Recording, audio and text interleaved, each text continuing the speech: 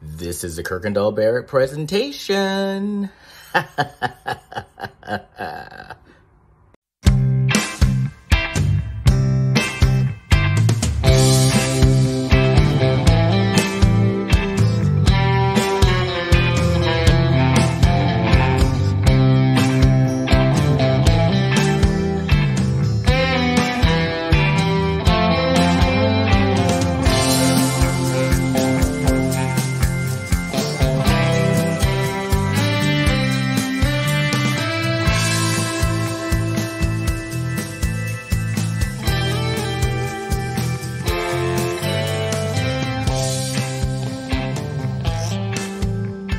Well, hello, everybody. It is your favorite day of the week. It is time for another episode of The Reality Reading Rainbow, where I talk about books written by reality stars and try to make sense of them.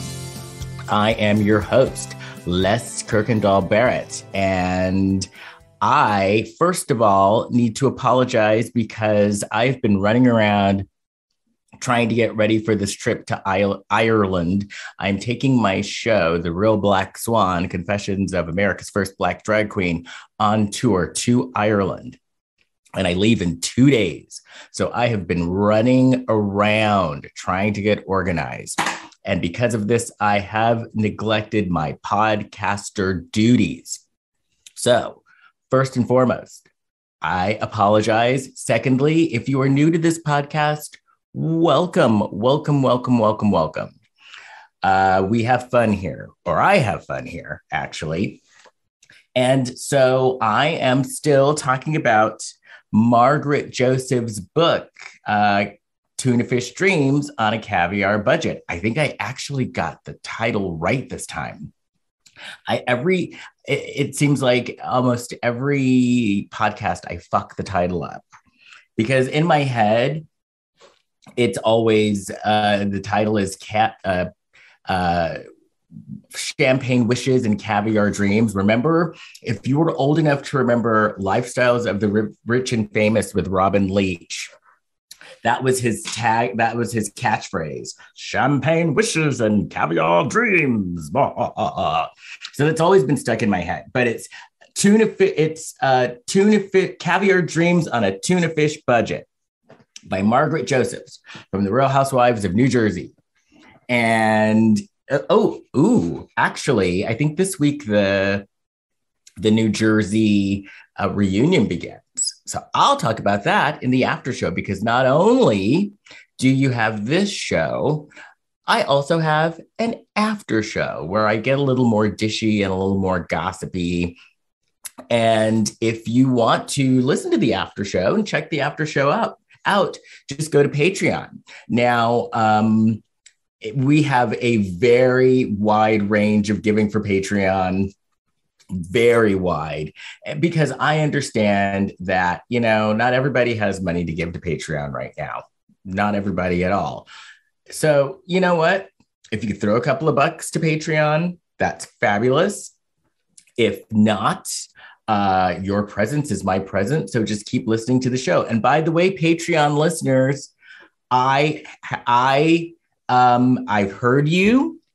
And so the next book, because I've been getting some recommendations from both Patreon listeners and non-Patreon listeners, I am definitely doing Garcelle's book after I'm done with this one. So sit tight, because it's going to happen. And now let's talk about the Marge. If I can find my notes, that is.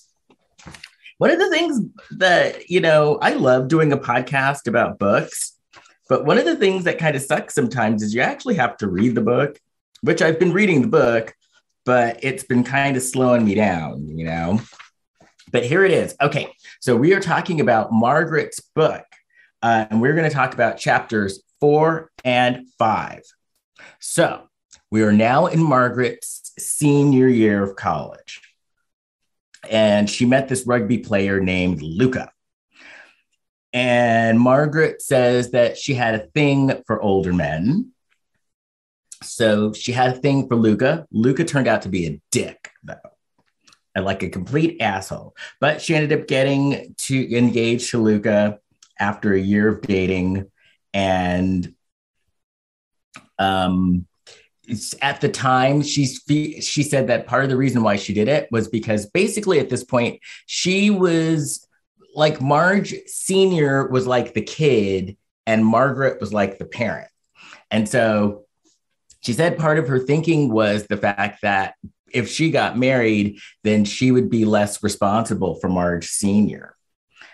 And so she says Luca got her a ring that actually wasn't her style, that she really didn't like. And she said that Luca took her home to meet his family. The family was perfectly nice, but Luca was a dick. Margaret said that she argued with Luca a lot, but every time she'd argue with Luca, Marge Sr. would take Luca's side, which I think is like not cool. And so Margaret said at this time, like she was basically finding her own voice. Like she used to not be like the sassy, powerful woman that she is today. So she said that during this time, though, she's finding her voice. She's starting to speak up for herself. But she did say that she found it really weird that Marge Sr. would take Luca's side over her side.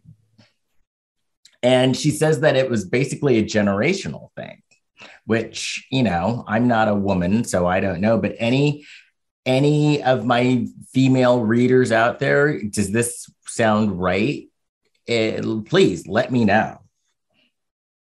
So, so she said, so Margaret says that even Luca's family thought Luca was a dick and they didn't even like him. So Luca and Margaret had a New Year's Eve wedding planned. Even though she wasn't happy, she still wanted the wedding. So even though she didn't like this guy, she would want to get married to have the wedding and the party. And so she describes Luca as having pig behavior. Oh my God. So they're fighting. Get this. Luca called Margaret. He said that she was a receptacle for semen and that's all she was. And which I'd be like, fuck you. I'm done with you. Fuck off. But she stayed with him. And he would tell her, so Margaret says at the time, she was 5'5" and 128 pounds, and this asshole would tell her that she was fat. So she says she had a talk with the inner Marge and realized that this was bullshit. This guy was full of shit, and she needed to end this. And when she ended it, he got physical with her. And so actually, I think this is around the time that she was ending it. He got physical with her. In retaliation, she did break up. She broke up with him. He got physical with her, and she was like, fuck you, and then went to a bar and picked up another guy. And that was that. So then she says she got a job as a shopper.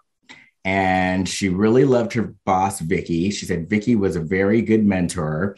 She said that, you know, being a shopper in the fashion industry, there was a lot of parties and drugs. But she said that Vicky was actually a good influence over her. And Vicky also had a husband named Joe. So Margaret makes a joke about just, you know, a lot of Joes. So she learned from Vicky how it's good to mentor younger women. So Margaret says that she makes it a point to do that herself, that she goes and she mentors younger women. So she said she ended up with this new boss. She called him Dick. She said Dick pressured her into sleeping with him. And she felt that since this was her boss, she couldn't say no. And she said she just felt she just didn't think that she could say no to him. She thought that was part of the job, that she had to sleep with him. And then she tells the story, which, you know what, the story's because it's about her childhood, and I'm not going to go into. It wasn't her. Don't worry. She wasn't, there was nothing I see. I bet you could hear where I'm getting to. It wasn't that, but it was a friend of hers and it was icky. So we're not going to talk about that. But anyway, what else? Oh, but Margaret said that was like, in the 80s, when on the workforce in the 80s, women didn't speak up like they did now. And and then she goes on to talk about how she had this one boss named Damien who she loved, who would have meetings in his underwear because he had OCD and he didn't want to wrinkle his clothes. And this boss also had a bathroom, but since he was OCD, he didn't let anybody use it, but he let Margaret use the bathroom because she was, I guess clean, or she'd clean up after herself. But she did say that she did get in trouble for using the boss's bathroom once because you're supposed to put Effordent in the toilet after you went to the bathroom. Effordent, like the stuff that cleans dentures. You were supposed to put that in the toilet, and she forgot to put Effordent in the toilet. So he banned her from the bathroom for a week. Oh, also, she said that Damien was also afraid of eye drops. And so she'd have to go and put eye drops in Damien's eyes. Then she talks about this other boss that she had that looked like Sonny Bono.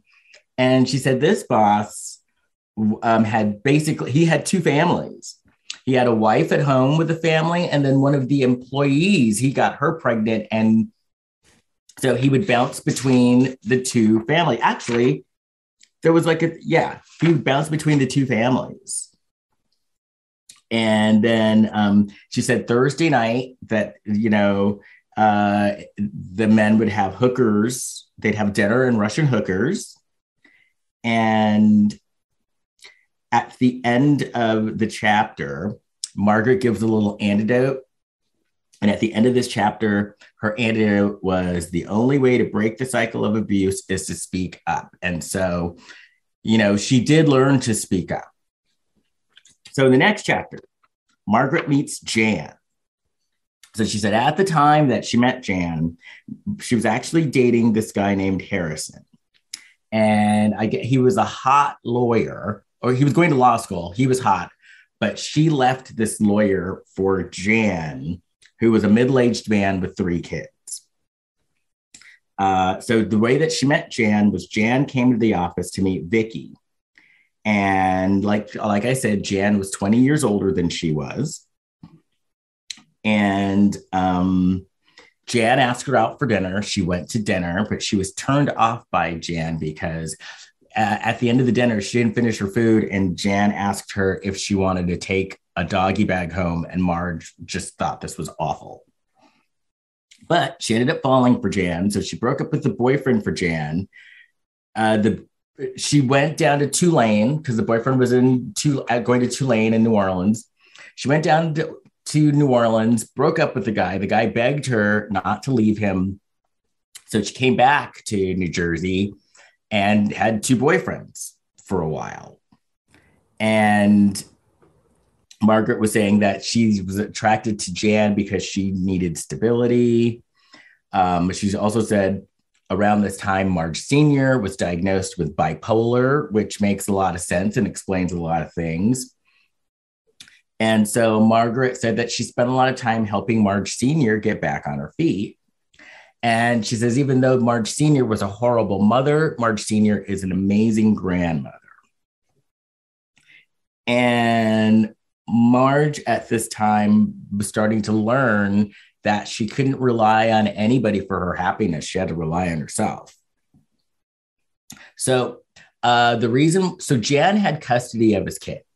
And the reason why Jan had custody of his kids was because his ex-wife left and moved to Florida and she became a gossip columnist there.